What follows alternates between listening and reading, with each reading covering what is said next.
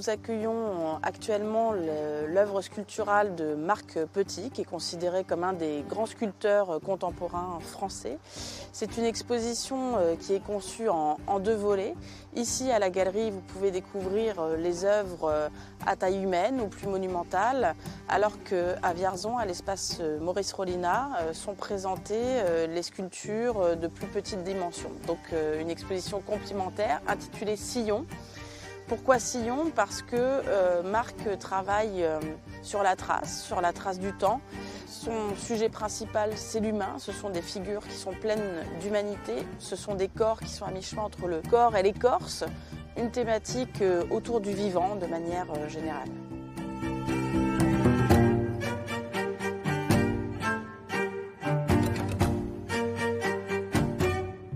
Le bronze est effectivement le sujet de prédilection de Marc. Alors évidemment, le bronze s'est transposé par le fondeur, c'est-à-dire que lui, quand il travaille le bois, le plâtre, la cire, mais il travaille avec deux fondeurs attitrés parce que c'est ce qui lui permet d'exprimer aussi son œuvre à travers cette matière pérenne.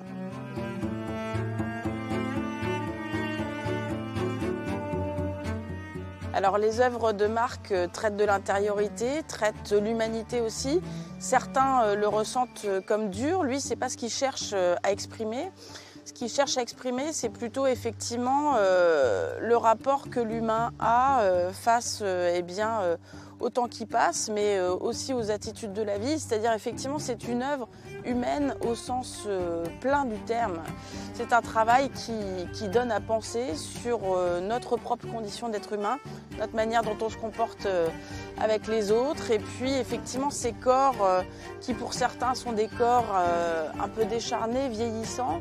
Il y a aussi une forme de beauté dans ces corps-là, si on veut bien les voir, contrairement à ce que la société essaye de nous faire croire.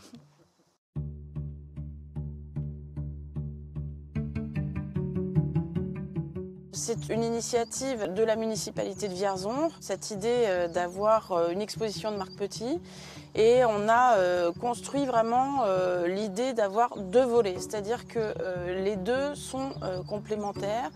À l'espace Rollinat de Vierzon, il y a des œuvres murales, les sentinelles qui forment un mur d'accueil complètement fascinant. Et on retrouve différentes thématiques fortes dans le travail de Marc Petit. Il y a les anges également, il y a des scènes de vie très humaines, voilà, des gestes presque du quotidien on pourrait dire. Donc ce sont deux visions parce que deux échelles aussi, et ça permet de comprendre et de rentrer son univers vraiment de manière entière.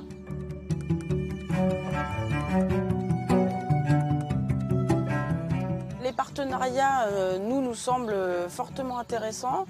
Cette année, on est en partenariat avec Vierzon, mais on est aussi en partenariat avec le château d'Enelvieille.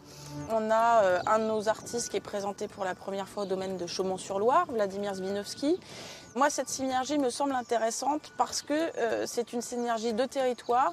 Ça permet au public à la fois du territoire, mais aussi aux gens qui viennent de l'extérieur, de comprendre qu'il y a énormément de choses à faire et qu'on peut passer effectivement du temps dans notre belle région pour découvrir l'art et la nature.